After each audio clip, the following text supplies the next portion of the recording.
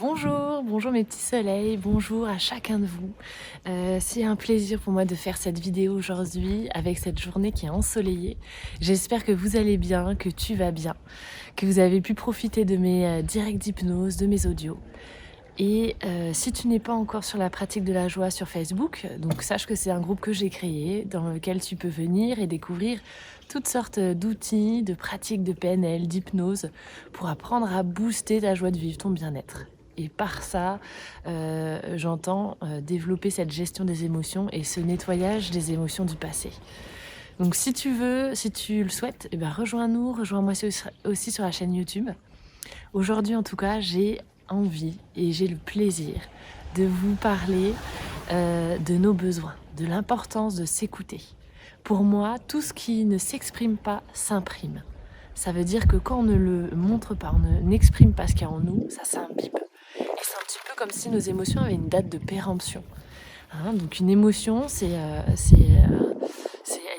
elle est censée être, durer sur le moment et pas durer dans le temps.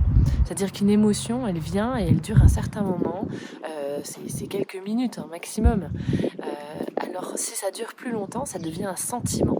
Un sentiment, ça va être par exemple un sentiment de déprime parce que ça dure depuis des jours, un sentiment de devenir un peu colérique.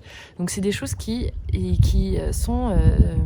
parce qu'il y a quelque chose en fait qui n'a pas été digéré ou un besoin qui n'a pas été répondu et donc on a cultivé, on a nourri cette émotion qui plutôt que de durer de manière très éphémère a duré dans le temps et s'est construit et nous a imbibé complètement. Et donc en fin de compte une émotion elle vient, elle est censée être spontanée, durer, être assez courte et puis on a deux manières de faire. Donc soit on explose, c'est l'éruption volcanique, soit on la met dans le frigo et puis on la laisse. On ferme le frigo, on se dit on verra plus tard. Alors le problème du frigo, c'est que nos émotions ont une date de péremption et qu'elles moisissent. Et donc quand on ouvre le frigo un peu plus tard, il est très probable que ça sente très mauvais pour nous et même les gens autour de nous. Et en fin de compte, je vous avais fait une autre vidéo pour vous dire qu'il y avait une troisième voie qui était celle d'observer son émotion. Je vous invite à aller voir la vidéo si ça vous intéresse. Mais moi, ce que je veux vous dire aujourd'hui, c'est l'importance, peu importe comment on exprime cette émotion, peu importe comment elle vient, c'est de prendre une pause et de l'écouter.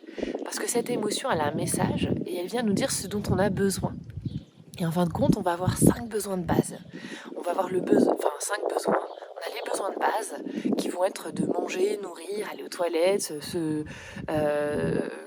boire, les choses vraiment physiologiques. Dormir, ça c'est vraiment notre corps, il a besoin de certaines choses et il faut y répondre, c'est la base.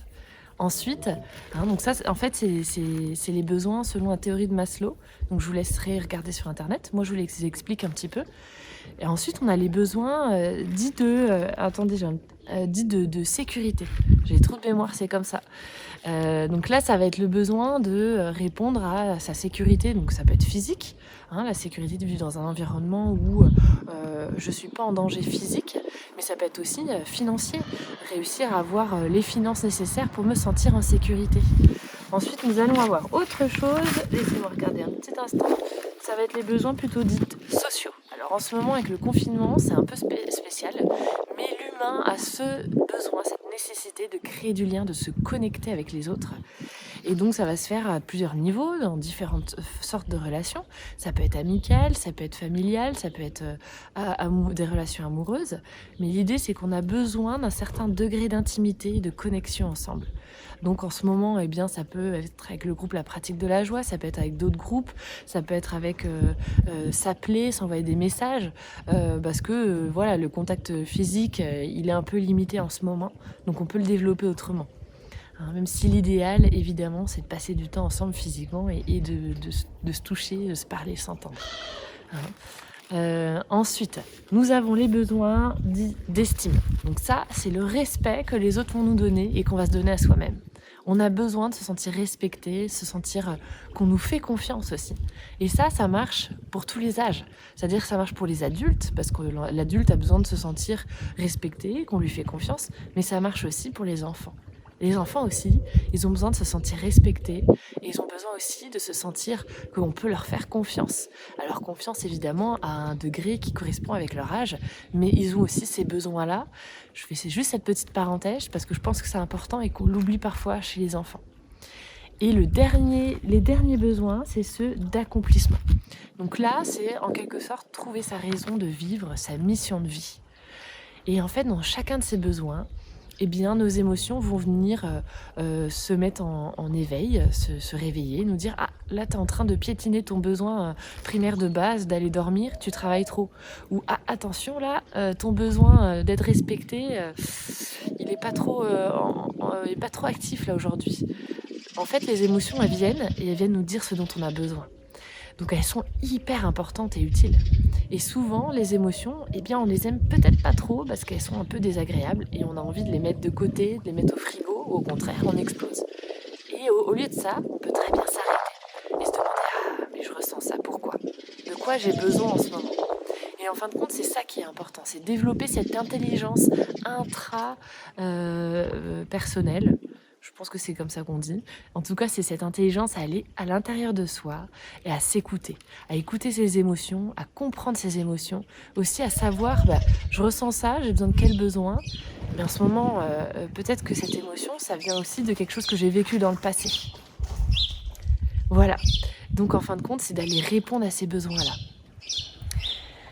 Et c'est ça que je t'invite à faire cette semaine.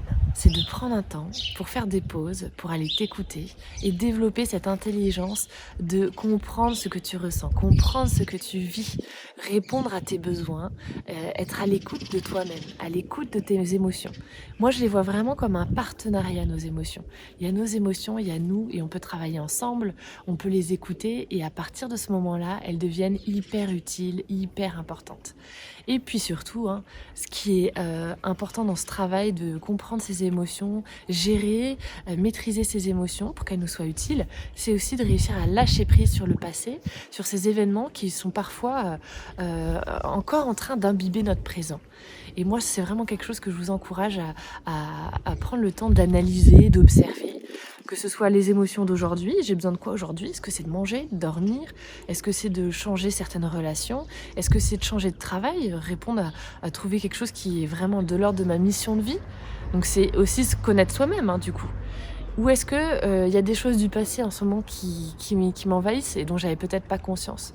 Est-ce que je peux aujourd'hui réaliser que peut-être que c'est ce que j'ai vécu quand j'étais petit, aujourd'hui il y a quelque chose qui a activé ça? Je sais pas quoi, mais et travailler là-dessus. Voilà, bon, c'est mon petit chat qui nous dit coucou. Et moi, je vous dis à très vite pour de super nouvelles pratiques de la joie. N'hésitez pas à m'écrire votre commentaire, à me faire un retour sur cette vidéo. Et puis surtout, à bien rester connecté pour les directs d'hypnose que je vous prépare et les 2 autres directs aussi que j'ai en tête et que je vais vous préparer. Donc répondez aussi au questionnaire, donc c'est un formulaire d'objectifs pour que je puisse adapter les vidéos et les directs à vos besoins, à vos attentes et vraiment vous accompagner au mieux pour votre bien-être. Et je vous dis à très vite et puis je vous souhaite de bonnes pratiques de la joie. À bientôt.